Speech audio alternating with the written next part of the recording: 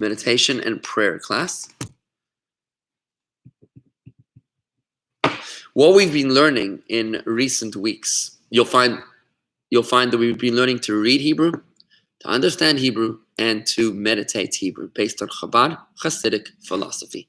Specifically, we focused on the blessings before food. Those classes you'll find at jewishgardens.com/spiritual.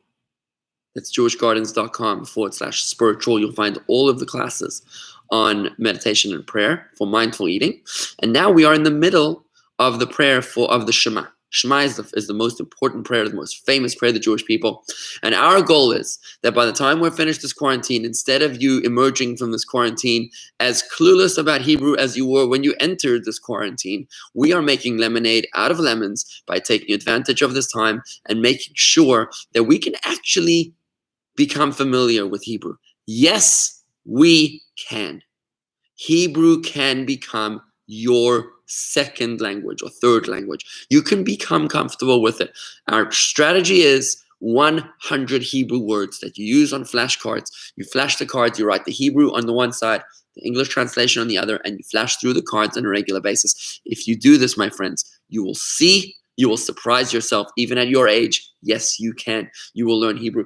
And we now have done 27 words already in our Hebrew word diary. If you go through the classes at jewishgardens.com/spiritual, you will find all of those Hebrew word diaries. We're now in the middle of the first paragraph of the Shema.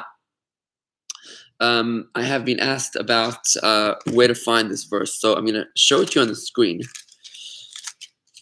I'm going to show you the verse on the screen. I've got to work out this technology about how we can truly put it up on the screen. I'm not sure exactly how to do it, but here it is. So if you have the blue prayer book, it's this one, the blue Chabad Siddur. You'll find it on page 42. And here you have the Shema. Oops, I can't see what I'm doing. You see the Shema? Shema Yisrael. It's in Hebrew and in English. So open a prayer book and hopefully you'll see it over there. I'm going to work out a way to post it. I'm developing, trying to get better and better each day. In any event, here's what we're learning today. We're learning today,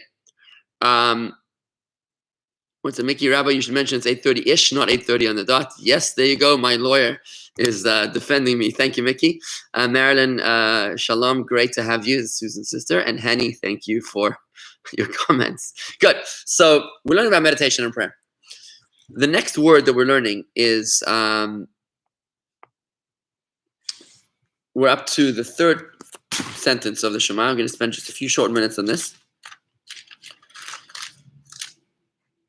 And you shall love God your God with all your hearts, with all your soul, and with all your very. We went to that verse. And these words, which I am commanding you today, shall be upon your heart.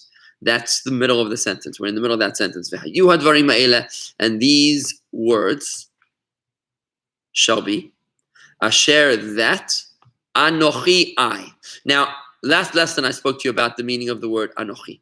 I spoke to you that the word anochi means I. It's actually an Egyptian word. It's not Hebrew, which became incorporated in the Torah. It's an acronym for I have inserted my essence into my writings. That we capture God's essence through studying his Torah and through reading the words of prayer, which are from Torah.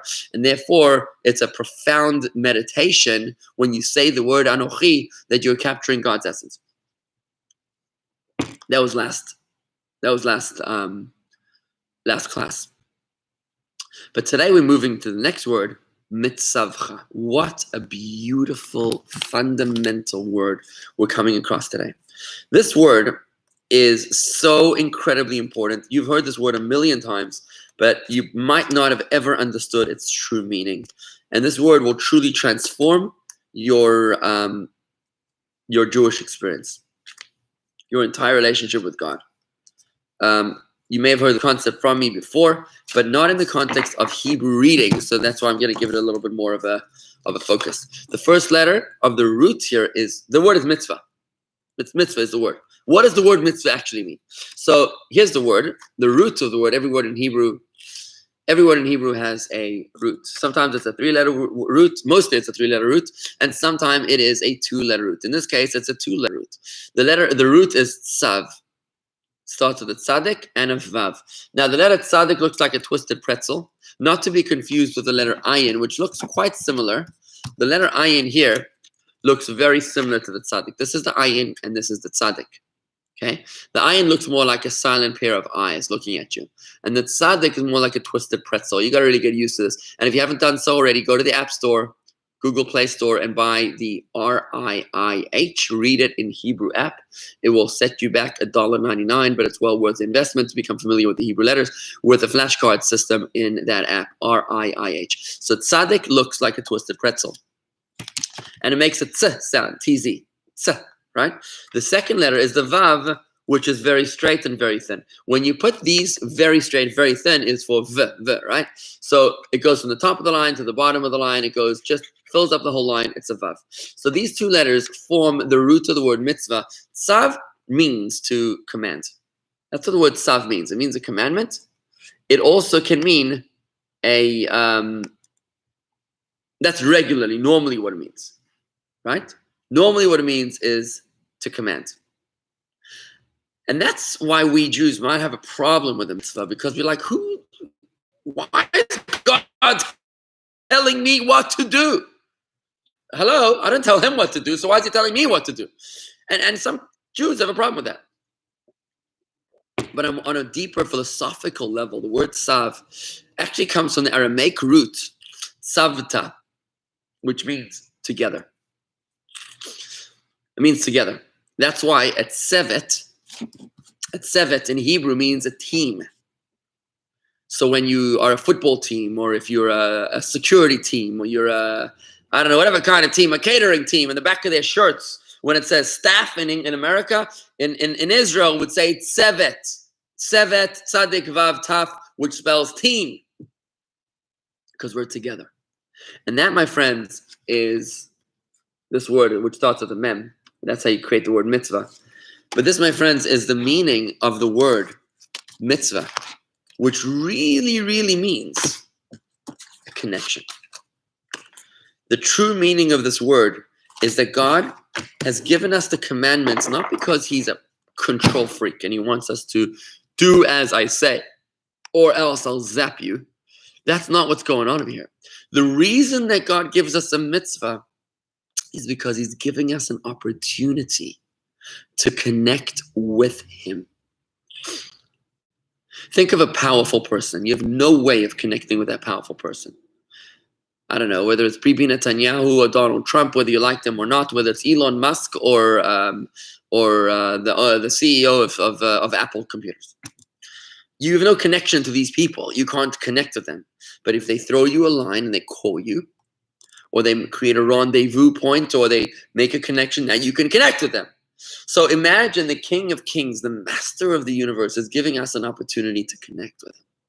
He's giving us 613 opportunities to connect with him if you're Jewish. And if you're not Jewish, he gives us 7 universal Noahide laws, the 7 laws of Noah, which, by the way, were ratified by every president of the United States since Ronald Reagan, without exception. We have 7 ways to connect with God as Gentiles and 613 ways to connect with God as Jews. These are opportunities. They're connection points. They're intimacies. Think of your relationship with your spouse. Your conversation with your spouse, your ability to connect with your spouse is not a chore, it's a gift. And that's how we look at a mitzvah. When you read this word in the Shema, Asher Anochi Mitzavecha, that I am commanding you. I urge you to reinterpret the translation of this word, not as I urge you, the commandments that I am commanding you, but that I am connecting with you. I care about you, says God. You are the apple of my eye. You are my one and only son or daughter. I care about you like nobody else. I am desperately yearning for a meaningful and deep relationship with you. Please do this mitzvah. And in many places throughout the Torah, we find that God pleads with us to do the mitzvah. He actually asks us, please. Like when God sends Abraham to bind Isaac upon the altar, he says, please do this for me. When God tells us, Im bechukotai telechu, please walk in my ways. Because God wants us to connect with him. It turns our relationship with God on its head. Then instead of us thinking that God is this weirdo up in heaven, he's some sort of policeman in the sky that's watching over us, big brother, we're actually talking about a meaningful relationship with God, with someone that we love, with the source of our life, with the essence of our being, the creator of the universe, the one who holds the keys to our prosperity or to our poverty, God forbid, to our failure or to our success. And that's who God is. God is the most powerful entity of the universe. He is our soul. God wants to connect with us in a deep and meaningful relationship. Let's allow him to do that. And all we need to do is to set the ball rolling by doing the mitzvah. That, my friends, is the meditation behind the word mitzvah. Every time you see this word, there's a Torah portion called Tzav. We read it a few weeks ago. We didn't read it a few weeks ago during quarantine. It was the portion of Tzav. It was just before Pesach, I think it was. And the word means connect, right? It means command, but it also means connect. You'll find this word over and over and over and over in the Torah, all over the place in davening. And if you can just become familiar with this word, let's make this word number 28 in our word diary. Tzav, anything which has this root, the tzaddik and the vav, means connection, means commandment, but it also means connection. And that is what God is asking of us today. Okay, every mitzvah is a unique opportunity to be cherished and appreciated instead of checked off the list, right? Our final word for today, Asher Anochi Mitzavecha Hayom. Hayom means today. Hayom means today. Not a very difficult word, not very, nothing too profound going on over here, at least not that I'm able to identify. Let me just show you this word. The word starts with a yud. The root starts with a yud. Then it moves on to the letter vav. And finally, it's got a letter mem. Now, this mem might not be the same mountain mem that you're familiar with. And the reason is because at the end of a word, the mem changes form. There's about 5 letters, I think it's 5 letters, that change when they appear at the end of a word, much like English has capital letters when they are at the beginning of the word. Every English letter changes when it's at the beginning of a sentence, So too, there are 5, in Hebrew, no letters change at the beginning of a word, but there are 5 letters that change at the end of a word. They're end letters. So this mem becomes a final mem when it's at the end of a word, and that's the word yom, which means day. Yom means day. Ha, yom means the day. Ha at the beginning of a word means the, preposition of the. So when it says that I am commanding you, ha yom means today, like the day, today. That word yom you'll find very frequently in Hebrew. You'll find, how do you say Sunday in Hebrew? Yom Rishon, the day which is first. That's Sunday.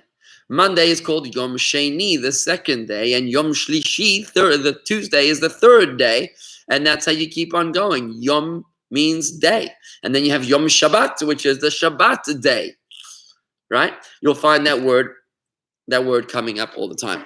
There's actually a very interesting story of a man in the Talmud who wanted to meet the Messiah.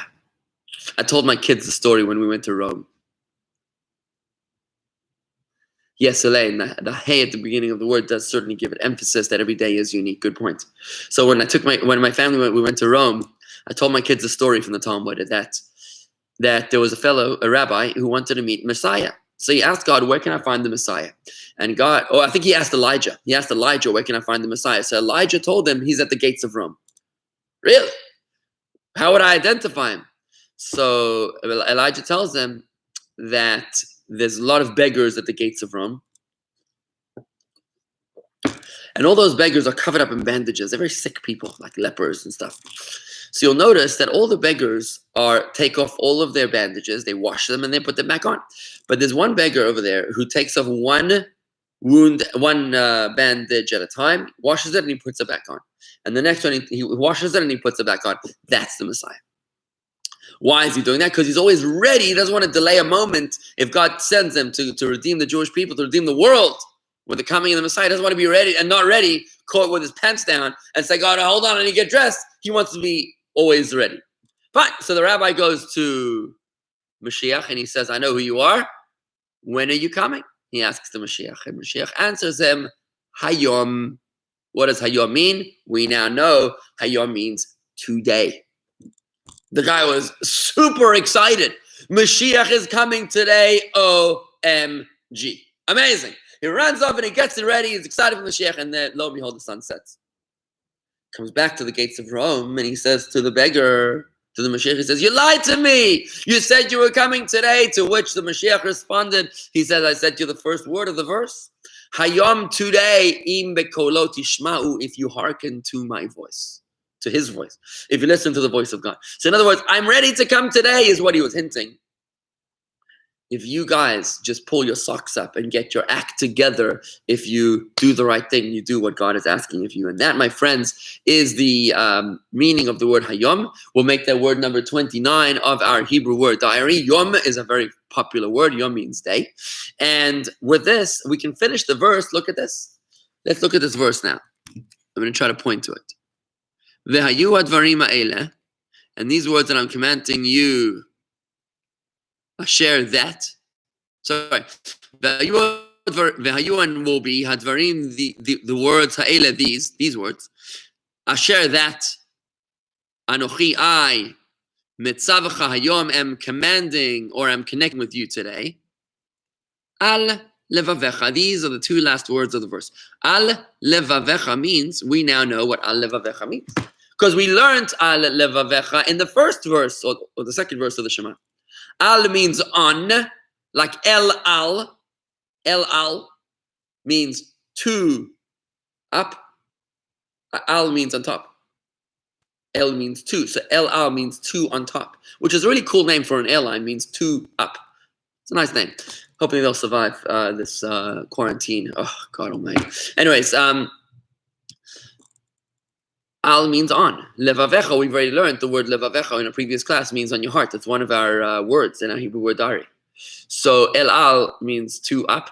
Al levavecha means on your heart. So these words that I'm connecting with you today shall be upon your heart. And we look at this, you look at the verse now and it says, and these words which I am connecting with you today shall be upon your hearts. We now understand that God wants to connect with us through these words. He doesn't want to dominate or subdue us through his mitzvahs. He wants to connect with us through his words. And I told you that was the meaning of the word Anochi. Anochi means I have inserted and infused my essence into my writings. It is through my words that I'm connecting with you, says God. When you read my words, you're connecting with my essence. And that's what's going on over here as we finish the third verse of the Shema. Hopefully becoming much more familiar with these words. Friends, keep up your Hebrew word diary. Take the time to write up your Hebrew words on a flashcard, front side and back side, and just go through it 5 or 6 times a day. When you go through it every day, what you'll be able to do is you'll burn it into you engrave it into your memory to the point that you will be so much more comfortable with the Hebrew and you'll know what it means. You'll know what to meditate upon it. I encourage you to review these classes. It takes more than once to just let this concept assimilate. You'll find all the classes neatly organized at youtube.com/Jewish Garden. Sorry, all the classes will be clearly listed at jewishgardens.com/spiritual, where you will find all of the Hebrew words and the Hebrew word diary explained. Friends, don't forget tonight, Rebbe Tzimchan is giving a class on Zoom. The link is in your email from Friday. Actually, you'll find the link at jewishgardens.com/Zoom. That is the link. jewishgardens.com/Zoom is the link for Chana's class tonight, also for my class on Friday morning. Chana's class tonight is on Ethics of the Fathers, chapter 3, I think it is. And I'm teaching Judaism at home. I'm teaching all about food, Jews and food, how we sanctify food, all the mitzvahs relating to food, or some of the mitzvahs relating to food. That's going to be taking place on Friday morning at 8:30 on Zoom, jewishgardens.com/Zoom. Be there or be square. Thank you very much for joining me here this morning, everybody. Shalom. Have a wonderful